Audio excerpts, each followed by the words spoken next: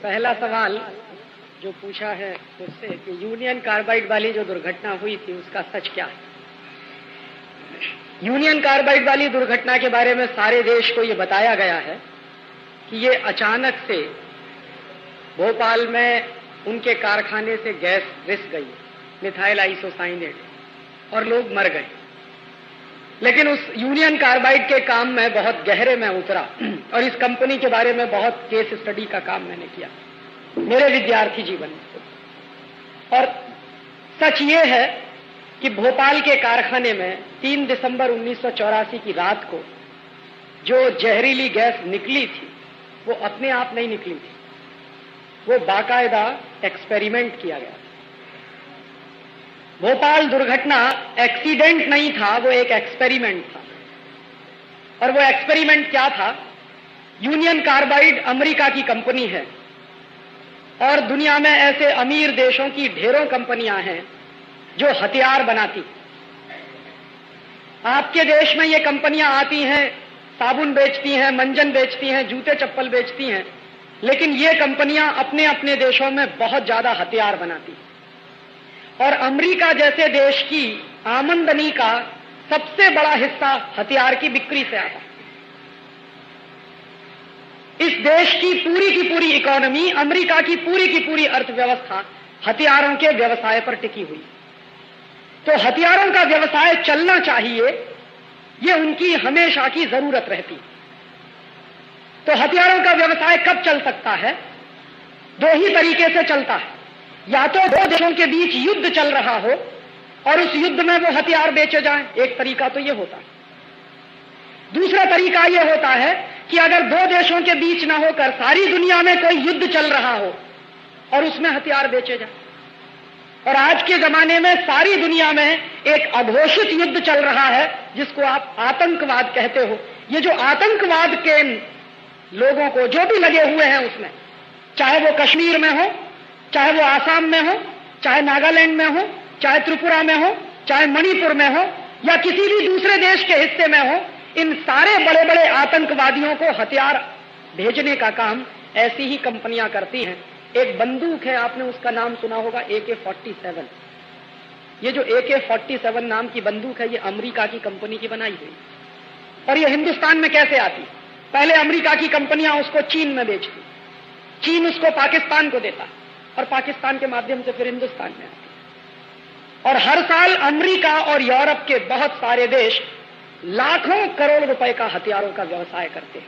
और हथियार 2 तरह के होते हैं। एक तो वो हथियार होते हैं जो बंदूक की तरह के हैं, तो गोला बारूद की तरह के हैं। लेकिन आज की दुनिया में कुछ खतरनाक किस्म के भी हथियार बनते हैं जिनको हम केमिकल बम कहते हैं। और ये जो केमिकल बम होते हैं, वो केमिकल बम तोप के गोले से कुछ भिन्न तरह के होते हैं। उनमें जहरीली गैसें भरी जाती और वो जहरीली गैसें जब बम फटता है तो पूरे वातावरण में फैल जाती हैं और वो वातावरण में जो भी आदमी सूंघेगा उस गैस को वो मर जाता है। तो तोप के गोले से ज्यादा असरकारक होता है केमिकल बम। और अमेरिका की ढेरों कंपनियां केमिकल बम बनाती हैं। और उन केमिकल बम को बनाने के लिए 2-3 जहरीली गैसें इस्तेमाल होती हैं। एक गैस है, उसका नाम है फॉस्जीन, दूसरी गैस है, उसका नाम है मिथाइल आइसोसाइनेट, और ऐसी 2-3 और गैसें हैं। तो ये जो भोपाल के कारखाने में गैस निकली थी वो मिथाइल आइसोसाइनेट थी। और मिथाइल आइसोसाइनेट गैस का ये टेस्ट करके देखना हो कि ये कितने लोगों को मार सकती है, ये अमेरिका में नहीं किया जा सकता, क्योंकि अमेरिका में वो मानते हैं कि लोगों की जिंदगी की कीमत बहुत है, इसलिए अमेरिका में नहीं कर सकते। और अमेरिका में ही नहीं कर सकते, अमीर देशों में कहीं भी नहीं कर सकते इस तरह के एक्सपेरिमेंट। कारण क्या है? कारण उसका एक सीधा साधा है कि उनके पर्यावरण के कानून बहुत सख्त हैं और सरकारों ने कुछ ऐसी व्यवस्थाएं बनाई हैं कि वहां के लोगों की हत्या नहीं होनी चाहिए कोई भी एक्सपेरिमेंट करने। तो ऐसी कंपनियां ऐसे प्रयोग करने के लिए, जहरीली गैसों के प्रयोग करने के लिए हिंदुस्तान जैसे देशों को तलाशते। और यही हुआ था भोपाल। मिथाइल आइसोसाइनेट गैस निकली और एक रात में 10,000 लोग मर गए। और पिछले 12 साल में 5 लाख से ज्यादा लोग बुरी तरह से प्रभावित हुए।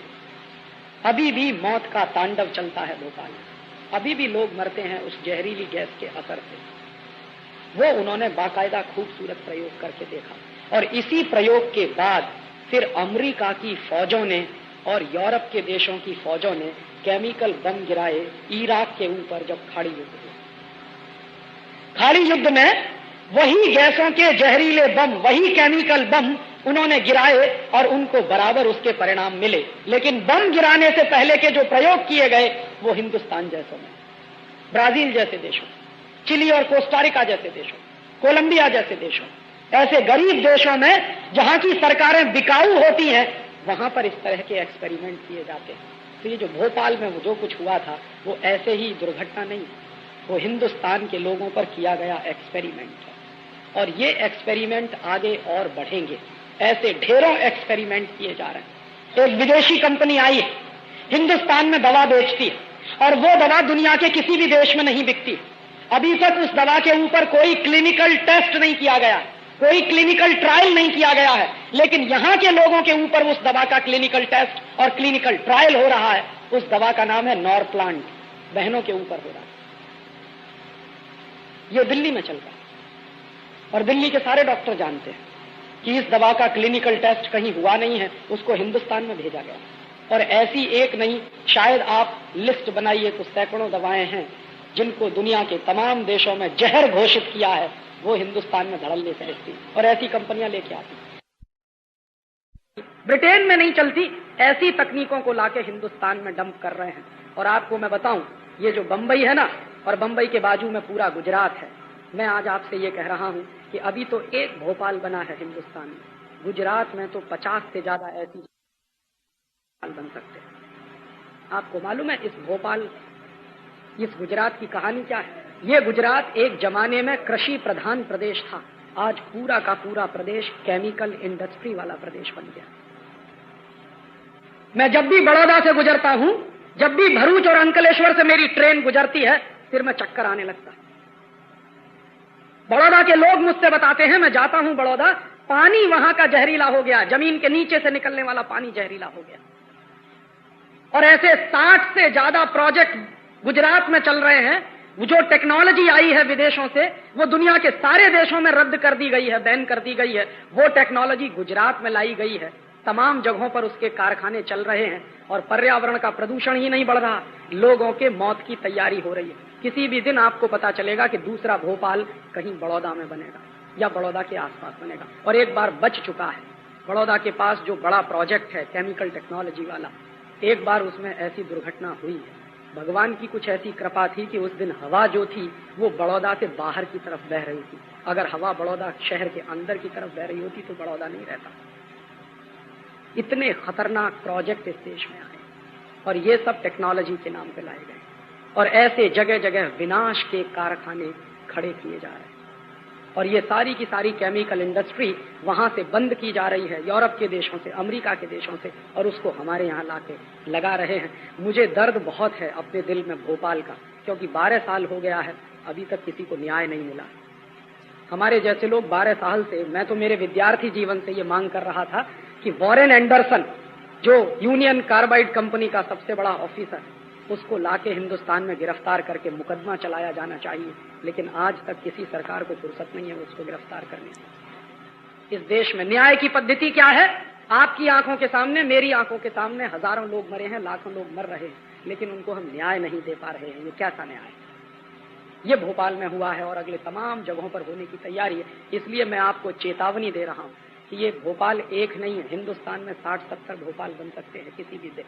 जिस दिन वहां इस तरह के एक्सपेरिमेंट होने शुरू हो जाएंगे, वो भोपाल बन जाएंगे, क्योंकि वो मानते हैं कि हम और हमारे जैसे लोग तो विदेशी कंपनियों की लेबोरेटरी के चूहे हैं, हमारी तो कोई औकात नहीं है, हमारी तो कोई हैसियत नहीं है, मरे तो मर जाएं।